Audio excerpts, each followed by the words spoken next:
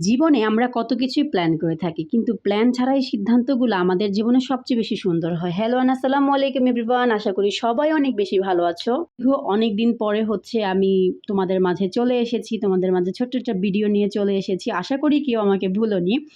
তো যাই হোক এখানে আমি আমার পরীক্ষা ছিল, যার কারণে আমি এতদিন ব্লগ ভিডিও কোনো কিছুই ছাড়তে পারিনি। তো যাই হোক এখন থেকে ইনশাআল্লাহ রেগুলার হওয়ার ট্রাই করব। তো বাসা থেকে বের হয়েই পরীক্ষা দেওয়ার জন্য আরকি চলে যাচ্ছিলাম। তখন দেখলাম ২ টা বিড়াল কি সুন্দর মাছ খাচ্ছিল। এই মাছগুলো আমি কালকে রাত্রে ময়লার ব্যাগে দিয়ে দিয়েছিলাম। তো ওরা বের করে খাচ্ছিল। তারপরে একটু রাতের দিকে হাতিরঝিলে গিয়েছিলাম। কারণ সেদিন এত পরিমাণ গরম ছিল, কি আর বলব, বাসায় একদমই থাকতে পারতেছিলাম না।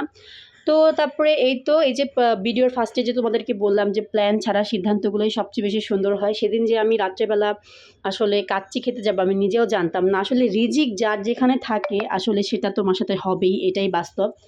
তো আমি গিয়েছিলাম একটু টেইলারের দোকানে। তো আমার হাসব্যান্ড বলতেছিল, "আচ্ছা যখন বের হয়েছি চলো কিছু খেয়ে নিই।" তা আমি ফার্স্টে বললাম যে, "আচ্ছা চলো KFC খাই।" KFC খাওয়ার কথা আমার হাসব্যান্ডই ফার্স্টে বলতেছিল যে, "চলো KFC।" মানে KFCর চিকেন ফ্রাই খাই। সানডে নাকি একটা অফার থাকে। এই অফারটা আমরা মাঝে, মাঝেই খাই। তারপরে টুইসডে থাকে, মানে মঙ্গলবার, তারপরে শনিবার, এসব দিনগুলোতে অফার থাকে। তো পরে KFCতে গিয়েও ছিলাম। পরে এত লম্বা একটা সিরিয়াল ছিল আর ভাবতেছিলাম যে না, আমার মানে ওই সাইডে রাস্তার অপোজিট সাইডে কাচ্চি ডাইন ছিল না জানি, কাচ্চি ভাই, সরি। তো ভাবলাম যে একটা কাচ্চি ডাইনও ছিল, একটা কাচ্চি ভাইও ছিল। তো আমরা কাচ্চি ভাইতেই চলে গেছিলাম। তো যাই হোক, কাচ্চি ভাই অ্যাজ অলওয়েজ আমাদের ফেভারেট। তবে বলব না যে কাচ্চি আমাদের অনেক ফেভারেট। কাচ্চির থেকে আমার কাছে পোলাও, রোস্ট এগুলাই বেশি ভালো লাগে। তো এখানে আমরা দুজনের জন্য ২ টা কাচ্চি নিয়ে নিয়েছিলাম। তো এর আগে যখন খেয়েছিলাম ভাই এত পরিমাণে বেশি ছিল, বাট এবার আমরা একদম ডিসঅ্যাপয়েন্টেড হয়ে গেছি। মানে খুবই কম ছিল পরিমাণে, ৳৩২০ না জানি ৳৩৫০ করে ছিল একেকজনের প্লেটার, মানে একেকজনের প্লেটে ছিল। বাট আমার কাছে একদম ডিসঅ্যাপয়েন্টেড লেগেছে, মানে একদমই পেট ভরে নাই। তো যাই হোক আমরা আরও খেতে পারতাম, বাট আমার কাছে একদমই ভালো লাগে নাই। আর বিল আসছে প্রায় ৮০০-র মতো, মানে আরও আমরা অনেক কিছু খেয়েছিলাম।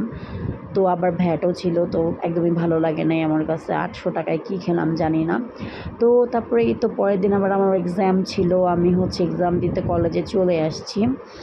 তো এখানে আমি একটু পুকুর পাড়ে ঢং করতেছিলাম ফুল নিয়ে। আমাদের কলেজে এমন কোনো ফুল নাই যে আর কি নাই, মানে সব টাইপের ফুলই আছে, সব টাইপের গাছই আছে। একটুকু শান্তি যদি কোথাও থাকে শহরের মধ্যে, এটা আমার মনে হয় আমার কলেজ, আমার ভার্সিটিতেই আমি পাই।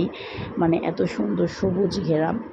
তো সেদিন পরীক্ষা শেষ করে আমার আবার বেতন দেওয়ার দরকার ছিল। তো আমি বেতন দিলাম, কতগুলো টাকা বেতন দিলাম গাইস।